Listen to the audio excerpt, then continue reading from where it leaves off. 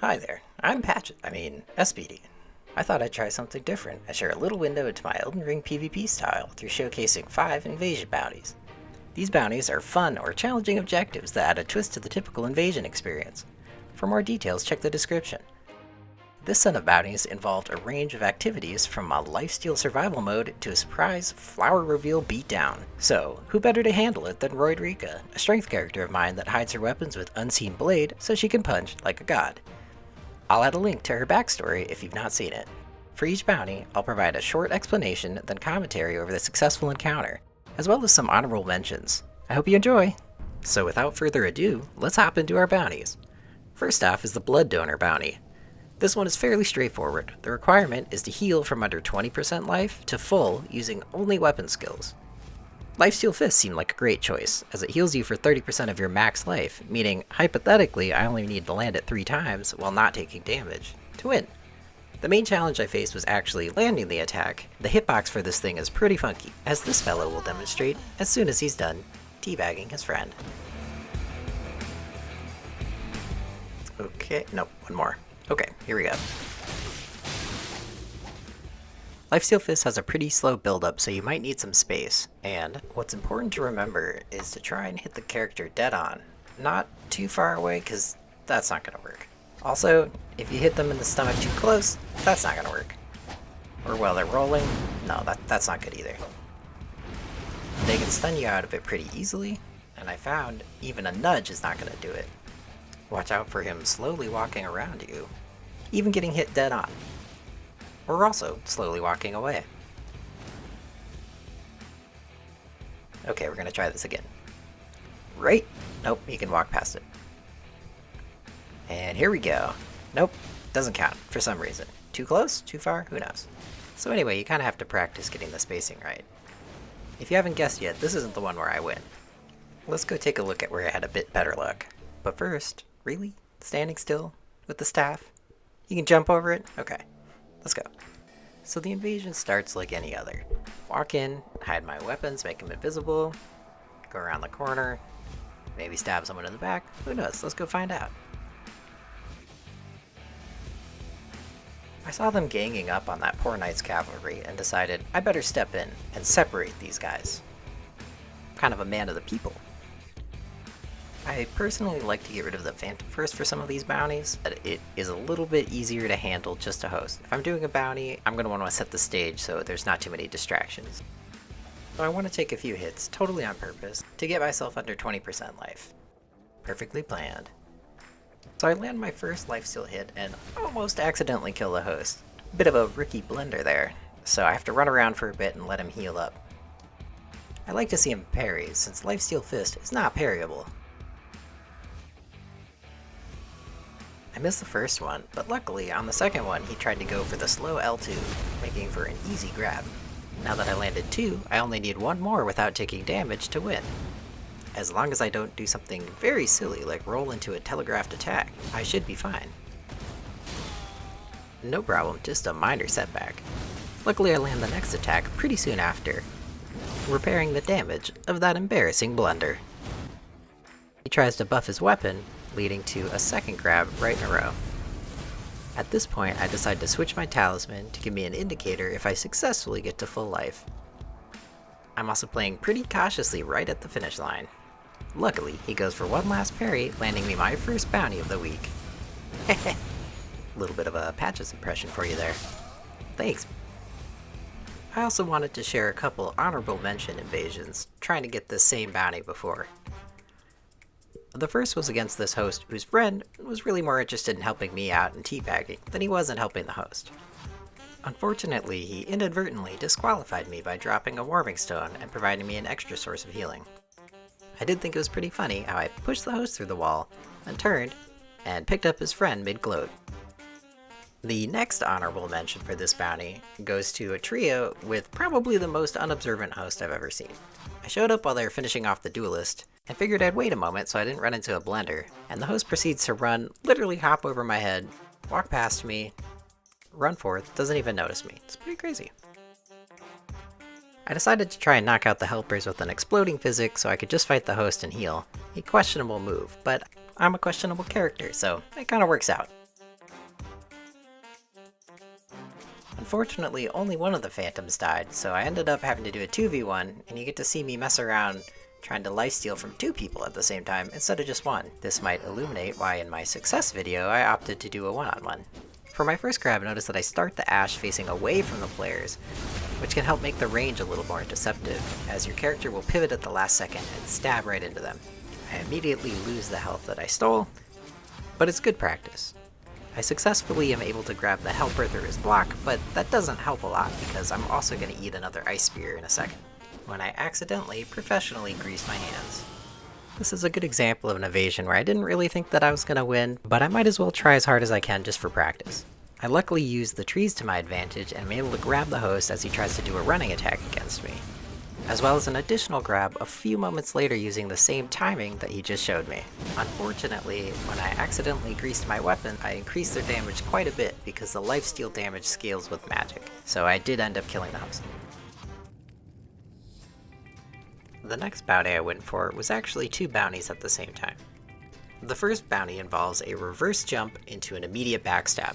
A reverse jump is performed by walking backwards, then unlocking and jumping at the same time, making your character turn around in the air. The challenge in this is timing it. The recovery window for most attacks just isn't long enough for you to actually backstab. The second bounty is to reveal a Varre's Boquet and kill a player with the next attack. A weapon reveal is where you cast a weapon buff to overwrite the hidden blade weapon buff, causing an invisible weapon to show up dramatically. Varre's Boquet is one of only 2 somber weapons that can have weapon buffs applied, so the bounty kind of highlights that unique feature. I realized that Black Flame Blade could be cast in the air, so technically these 2 bounties could happen at the same time, which led to me spending countless hours trying to land this combination. So I found the best weapon to fight against is Bloodhound Fang, because that recovery window is about an hour long. Plenty of time to get over there. The main problem is trying to get a host alone, low enough life, and ready to die on the next hit, as well as having Bloodhound Fang, and not getting so fed up with you that they kill themselves. You can imagine how many bounties that I got some of the conditions, but not all of them. Or I had everything lined up before getting interrupted by an over-enthusiastic helper. All in all, when everything did get lined up though, it was very satisfying to land the attack.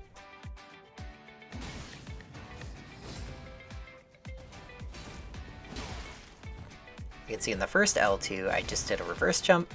Luckily I didn't accidentally reveal my weapon, because when the second time came around I was able to get the backstab. Though I did have a brief heart attack when he stood back up. For this bounty, I only had 1 honorable mention, and it went to this poor guy. He really had a lot holding him down here, and I still couldn't get the backstab, so thought it was a pretty funny moment though. Anyway, moving on to the next bounty. This one's called Guilty Conscience, and involves winning using only Thorns damage from either the Briar Set or the Staff of the Guilty. Luckily there's a bit of a loophole here in that you just have to win the invasion. You don't actually have to deal the killing blow with either of these because this was an extraordinarily difficult challenge. I opted to just block the pass like Gandalf and play defense here.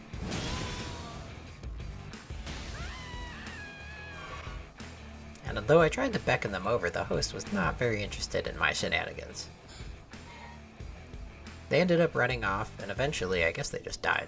So perhaps this is a little anticlimactic, but sometimes the easy option's the best option. For honorable mentions, I had a lot of clips kind of similar to this where I was just chipping away and smacking at people with staves over and over. But the problem with this bounty was that you do so little damage and there's so many healing options that a lot of times you can just get out healed no matter what you're doing. So you kind of have to get lucky or rely on the environment. I'm not saying it's impossible, but it definitely takes a lot of patience. You can see this whole time I was trying to proc bleed with my staff, and only in the very end did I get the very first bleed. And it was short-lived. So, moving on to our very last bounty.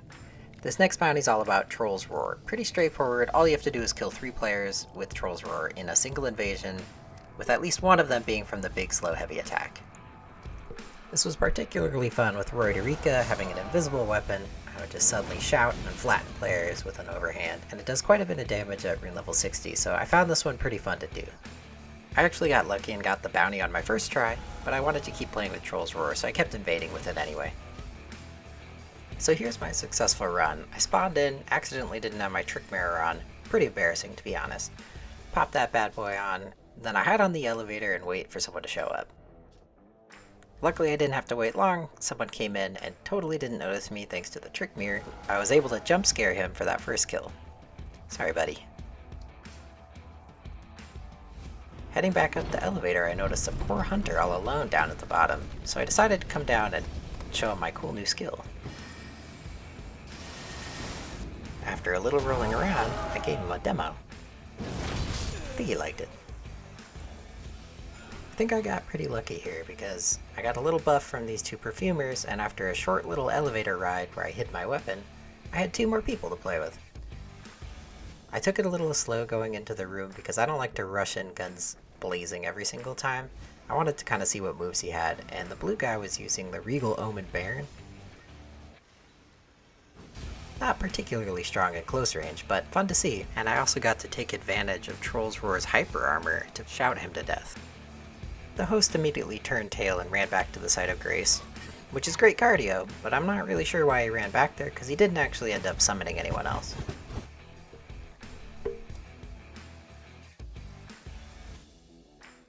From here I just needed to shout at him a few times, hit him with the sword a bit, and eventually poison through his little rock slings for the final yell.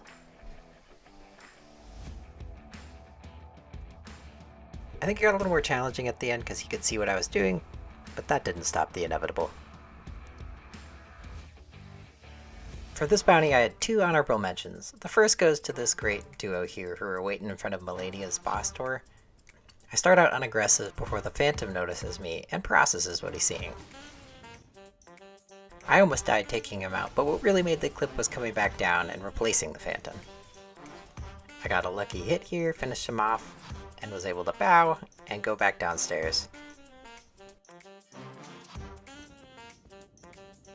He wakes up right when I walk down and starts casting Kama d'Azur, but I realize he's kind of just casting L1 and L2 back and forth, and I didn't want to attack him if he didn't know what he was doing.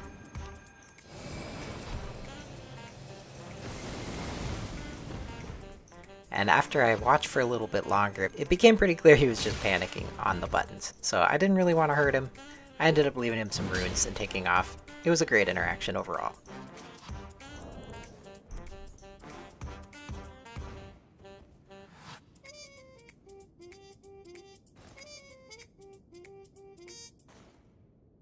Aw, see, that's a sweet bow. And the very last honorable mention for the night went to this bizarre Twilight Zone invasion I had here, where everyone decided to kill themselves all over my property.